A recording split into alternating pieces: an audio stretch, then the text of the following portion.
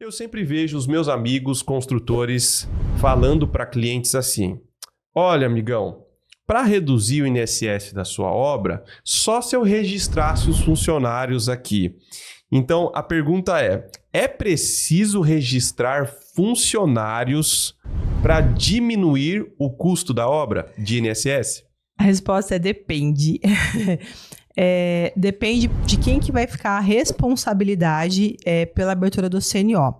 E aqui eu tenho que obrigatoriamente convidar a pessoa a assistir o nosso encontro passado, né, Hugo? Porque lá eu vou falar sobre a questão de quem que é o responsável. Lá eu falo sobre quem que é o responsável pela abertura do CNO.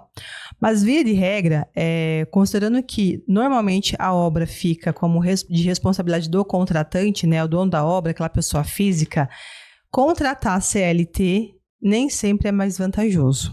Por que isso?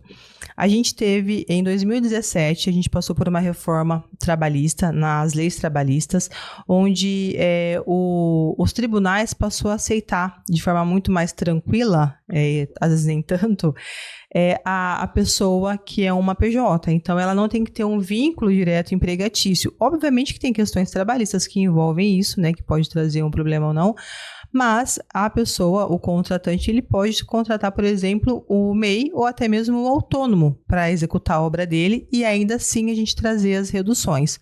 Obviamente que para cada tipo de vínculo, né, a gente então teria o vínculo CLT, o prestador sendo MEI ou autônomo. Para cada tipo de trabalhador, a gente consegue enquadrar o melhor cenário que vai trazer para o contratante e para essa mão de obra, né, eliminar riscos de cunho tributários, até mesmo trabalhista. Mas quando você contrata uma pessoa CLT, você está atraindo para você, de repente, enquanto construtora, um certo problema. Porque você tem construtora. Primeiro, achar mão de obra CLT é complicado e pagar esse pessoal como CLT também é complicado. Porque eles não trabalham por empreita, né? Então, eles acabam ficando mais relaxados. Se eles entregar a obra, se eles construir uma parede em 2 dias, né? Eles vão querer fazer em 10, porque eles são CLT. Então, a gente tem que ter esse olhar também enquanto a empresa que está contratando a mão de obra CLT. E também o porte da construtora, né? Se é uma construtora mais robusta, enorme, que a gente sabe que tem vários empreendimentos ao mesmo tempo, várias obras tocando ao mesmo tempo, aí é uma outra conversa. Mas trazendo para um cenário onde a maioria das pessoas constrói, de repente, uma casa para ela, ou uma construtora que faz 1, 2, 3 obras, às vezes, no máximo, por ano, né? De forma paralela. Eu acredito, e a depender do tipo de contrato, eu acredito que a mão de obra CLT não é a mais econômica, só que a gente tem que tomar cuidado para que a mão de obra de MEI de autônomo não gere um problema trabalhista. Tem critérios a serem observados. O ponto, a recomendação que eu dou é que analise o perfil, mas que tenha em mente o seguinte: não é só a CLT que pode ter na minha obra. Quando você contrata, por exemplo, um pedreiro, um pintor, esse pessoal que tem esse nível mais de especialista, você concorda que eles têm autonomia ao trabalho deles? Uhum. Então, assim, essa autonomia traz para ele um poder dele ter uma MEI, que é uma empresa. Então, o contribuinte individual, MEI e autônomo, eles têm algo que o empregado CLT não tem. Teoricamente era para não ter, que é a autonomia, a liberdade do trabalho dele. Então, por exemplo, você tem uma construtora, Hugo, aí você vai lá na obra e fala assim pro pedreiro: você está colocando tijolo assim, você tem que colocar Y. Você não vai ficar ensinando o cara a trabalhar. Você pode ir lá e dar diretriz: olha, nós vamos fazer dessa forma, assim, assim. Você vai só dar uma orientação, vai embora e ele vai fazer o trabalho dele. Isso não é uma subordinação. Por quê? Porque ele está tendo a autonomia dele de executar a forma que ele acha que é correta. Ele sabe, ele é o pedreiro, né? Então, no CLT, a gente acaba tendo um custo a mais por conta de tributação trabalhista, previdenciária e também benefícios sindicais. Então, isso acaba encharcando aquele custo para o contratante, né? Para quem está fazendo essa obra. E, de novo, tá, gente? Cada caso é um caso a ser avaliado. Eu tô falando de forma geral, o que eu, como eu atuo com esse nicho da etapa da receita, o que eu mais vejo, que é o que mais faz sentido para mim. Então, se eu fosse fazer a minha casa, ou se eu fosse construir, de forma alguma eu iria contratar a CLT. De forma alguma. Primeiro porque eu sei das questões que tem por trás de orientações de cunho trabalhista, né? E eu sei que eu posso ter um MEI. E o MEI, ele vai me dar a segurança trabalhista que eu preciso e vai me eliminar de vários custos, né? Vai ficar muito mais barato. E para ele também é mais interessante, até porque, você há de concordar comigo, é difícil já o pessoal que quer ser CLT para trabalhar. Eu, como construtora, eu enxergo a mão de obra assim.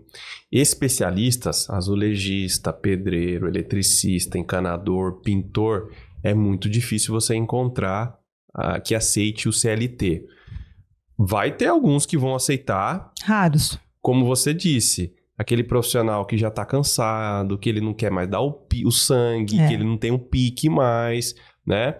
Alguns até aceitam o CLT em construtoras, mas recebem por fora, empreitada, existe isso, né? Mas eu enxergo que ainda a persona que aceita o CLT numa obra residencial, por exemplo, é o ajudante de obra. Exatamente. E ele deveria ser realmente CLT, tá? Porque ele não tem uma autonomia como um pedreiro, como os especialistas têm. E eu falo isso para os meus empreiteiros, inclusive. Eu falo, por que você não registra os teus ajudantes? Exato. Né? Mas, tem que pagar INSS. Calma lá, né? A gente pode negociar isso, né? Exatamente. Assim, se a gente fosse fazer uma análise, é óbvio que a gente não sabe qual que é a realidade de todas as empresas. Mas, de novo, né? Não existe uma receita de bolo para isso. Mas pensando, por exemplo, o que eu orientaria, considerando que eu também sou especialista em direito processo do trabalho e direito previdenciário, o que eu recomendaria? Quem são os especialistas? Contrate como MEI. Porque para eles é interessante ter uma MEI aberta, né? E os auxiliares, os serventes, contrate como CLT, porque daí você afasta o problema trabalhista. O que você não pode, por exemplo, é ter um pedreiro, de repente, que é MEI, um outro que é CLT. A não ser que eles queiram isso, mas você pode ter um conflito futuramente, até por equiparação, e ter um problema trabalhista. Mas a gente não tem aquela obrigação de ter somente CLT. Consegue sim ter uma mão de obra de MEI ou até mesmo de autônomo. Por quê?